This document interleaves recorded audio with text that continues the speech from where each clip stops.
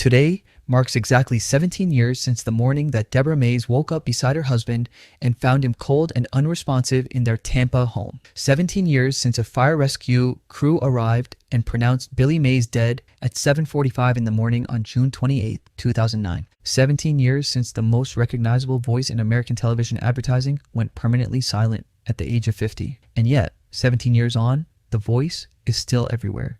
The infomercials are still running somewhere. The OxiClean is still on the shelves.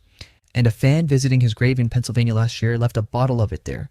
Because that is what you do when someone meant something to you and the only language you have for it is the thing they were most known for. Hi, Billy Mays here. You heard it before you finished reading that sentence. That is the measure of the man. That is what 50 years of life and a decade at the top of one of the most unlikely careers in the history of American entertainment built a voice and a phrase so completely embedded in the cultural memory of a generation that they arrive unbidden, automatic, as natural as breathing.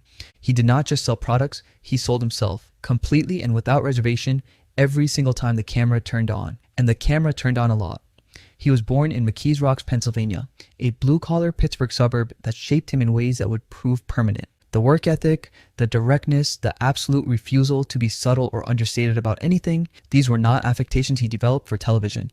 They were the Pittsburgh in him, the particular character of a place that has always valued straight talk and hard work above almost everything else. He got his start not in a studio or on a set, but on the Atlantic City boardwalk, selling goods to passers-by, adjusting his pitch in real time, based on how each crowd responded, developing the instincts and the voice and the specific kind of human connection that would eventually make him the most successful television pitchman in the world. He was his own research and development department. Every person he talked to on that boardwalk was a focus group of one, and he learned from all of them. The big break came in 2000 when he appeared in a television commercial for OxiClean, the stain remover that would become permanently and inseparably associated with his name and his face and that voice.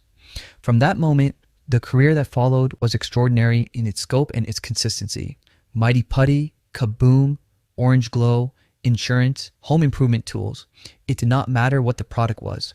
What mattered was that Billy Mays was behind it, and Billy Mays behind a product meant that the product would be explained to you with more energy and more conviction and more absolute commitment to the sale than you had ever seen from anyone selling anything. His business partner, Anthony Sullivan, who worked alongside him and co-starred with him on the Discovery Channel reality series Pitchman, said it with the simplicity of someone who had watched it up close for years. He was the hardest working man in television. Sullivan told People he stood behind every product he sold. That standing behind what he sold was the essential thing. The infomercial world is full of people performing enthusiasm for products they have never used and do not care about, and audiences know it. They can feel it. Billy Mays was different because the enthusiasm was real. He was not performing the belief that OxiClean worked. He believed it.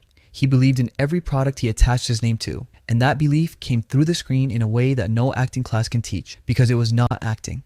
It was genuine, full-throated, completely unironic conviction. In an era of knowing smirks and performative detachment, Billy Mays shouted at you about stain removers with the sincere passion of a man who found the cleaning power of sodium percarbonate genuinely thrilling. And somehow, because authenticity is always more powerful than irony, always it worked. The final 24 hours of his life contain details that lodge themselves in the public imagination and have never fully dislodged. On June 27, 2009, he was aboard a U.S. Airways flight to Tampa that made a particularly rough landing. An object fell from overhead and struck him on the head. He spoke to a local television station about it afterward, his last words on camera, delivered with the good humor and the hard-headedness that defined him. All of a sudden, as we hit, it was just the hardest hit. All the things from the ceiling started dropping, he said. It hit me on the head, but I got a hard head. He went home. He shot a commercial. He complained of a headache. He told his wife he felt ill.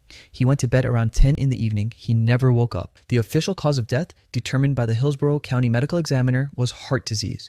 A toxicology report later identified cocaine as a contributing factor, a finding that his family disputed immediately and forcefully. His wife, Deborah, called the conclusion speculative and unnecessary, and the family ordered an independent autopsy. The independent examiner found no signs of chronic cocaine use and declared the drug had not contributed to his death. Although we cannot undo the damage that has already been done to Billy's reputation, Deborah said at the time. We are hopeful that this information will assist in clearing the name of a good husband, father, and friend. Good husband, father, friend. Those three words, placed by his wife above everything else in the public accounting of who he was, tell you what mattered most in that house in Tampa. Not the OxiClean, not the mighty putty, not the millions of people who recognize his face and his voice and his tagline. The husband and the father and the friend. The man who came home from commercial shoots and complained of headaches and went to bed at 10 o'clock like everyone else. The immediate aftermath of his death was unlike anything the infomercial industry had ever seen. Within 2 weeks, his commercials were back on television in heavy rotation, the recordings he had made before his death, still doing exactly what they had always done. Products he had pitched saw orders jump 20 to 30% in the weeks following his passing. There is something almost unbearably poignant about that number. The man was gone and the voice was still selling things. The force of his personality and his conviction was still reaching through the screen and making people pick up the phone, weeks after the person behind it had left the world.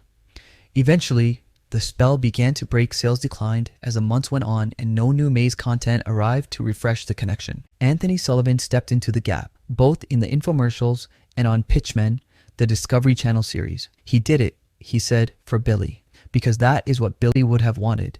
17 years is a long time. 17 years is long enough for the children of the people who grew up watching Billy Mays to grow up without having a clear memory of him as a living presence. His son, Billy Mays III, has a daughter, Billy's granddaughter, who does not yet fully understand that the face on the things hanging all over her father's house is her grandfather. One day, Billy tells her he is going to show her all the commercials, and that will be a lot of fun for her to see.